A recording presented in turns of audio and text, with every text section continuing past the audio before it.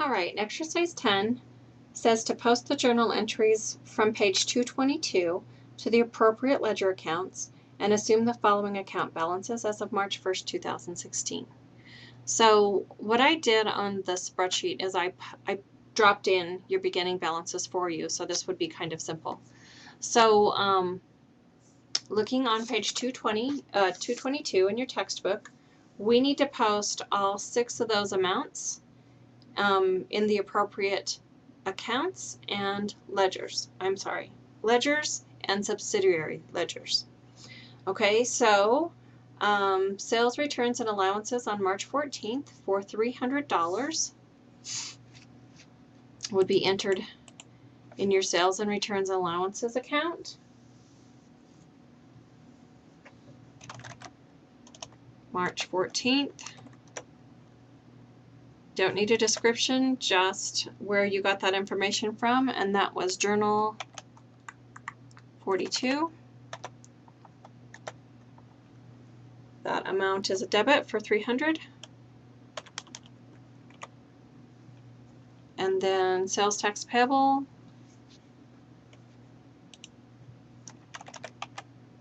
March 14th, Journal 42, another debit for $24. Sorry, I didn't have those formatted appropriately. Whoops, I needed to bring over to your balance. $24, and down here $300. Okay, and typically those would be formatted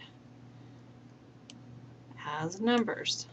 You might want to do that when you're filling it out. Sorry, I didn't do that for you. Okay, and then the credit goes to accounts receivable. And so we'll drop in the account, the amount for the 14th. And the credit is for $324. And that will bring our debit balance down to $1,364.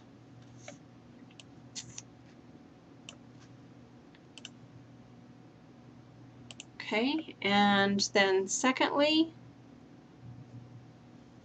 we need to go to the Cara Fountain ledger and make that same $324 entry. So on March 14th,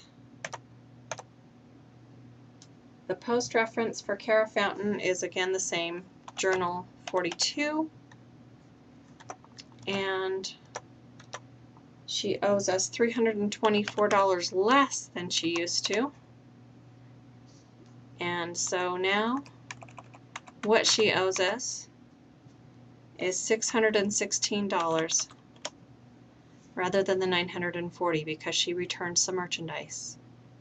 Okay, so on that third line of both of these entries in your textbook, the third line has to be entered 2 times, once in the accounts receivable controlling account and once in the accounts receivable ledger, subsidiary ledger.